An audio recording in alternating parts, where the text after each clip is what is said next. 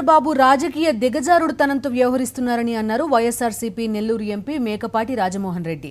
ఇలానే కొనసాగితే ప్రజలే ప్రతిపక్షంగా మారతారన్నారు. అధికారం కోసం పార్టీలు మారడాన్ని ఆయన తప్పుబట్టారు. రాజకీయాల్లో నీతి విలువలు పాటించాలన్నారు.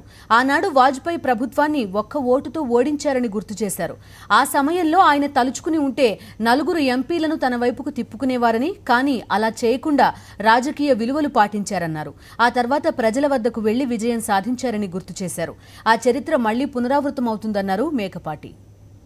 ప్రభుత్వం మీద వ్యతిరేకత వచ్చిన తర్వాత వీళ్ళు అక్కడ ఉన్నటువంటి ప్రతిపక్షంలో ఉన్నటువంటి అందరినీ నాయకులను తీసుకున్నా కూడా ప్రజలే ప్రతిపక్షంగా తయారవుతారు. అది జ్ఞాపకం పెట్టుకోవాలి. ఎవరు కూడా ప్రజలు ఎప్పుడు కూడా నాయకులు ఎట్లా ఉన్నారు, ఎక్కడ అధికారం ఉంటే ఎక్కడ అధికారం వస్తుంది అనుకుంటే అక్కడ చేరుతున్నట్లు మన పరిస్థితులు మనం గమనిస్తున్నాం కదా.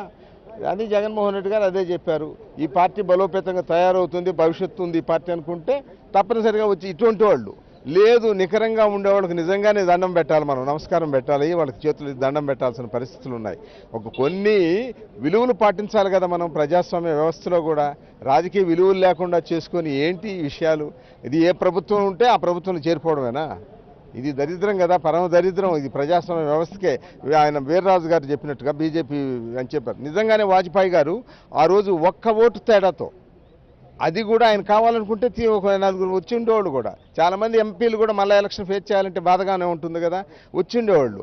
అది కూడా ఏంటి, గిరిధర గోమంగే గారు అక్కడ ముఖ్యమంత్రిగా నాయకుడిగా ఎన్నికయ్యి ఇక్కడ రాజీనామా చేయకుండా అప్పుడు బాలయ్య గారు స్పీకర్గా ఉండి, అయా నీ ఛాయిసే వదులుతున్నా, నీ మనసాక్షికి వదులుతున్నావు అంటే ఆయన ఇక్కడ కూర్చొని ఓటేసి ఒక్క ఓటుతో వాజ్పేయి గారు ఓడిపోయారు. నిజంగా ఆ రోజు ప్రభుత్వంలో ఉన్నటువంటి వాజ్పేయి గారు కావాలంటే నలుగురు ఎంపీలను తెప్పించుకోలేరండి, అయినా విలువలకు పాటించారు. అట్లా ఉండాలి కానీ వ్యక్తిత్వాలు ఇది ఏమిటి దరిద్రపు చేష్టాలు కదా. ఎవరు చేసినా, నేను ఒక్కరని కాదు, ఎవరు చేసినా తప్పులయ్యి.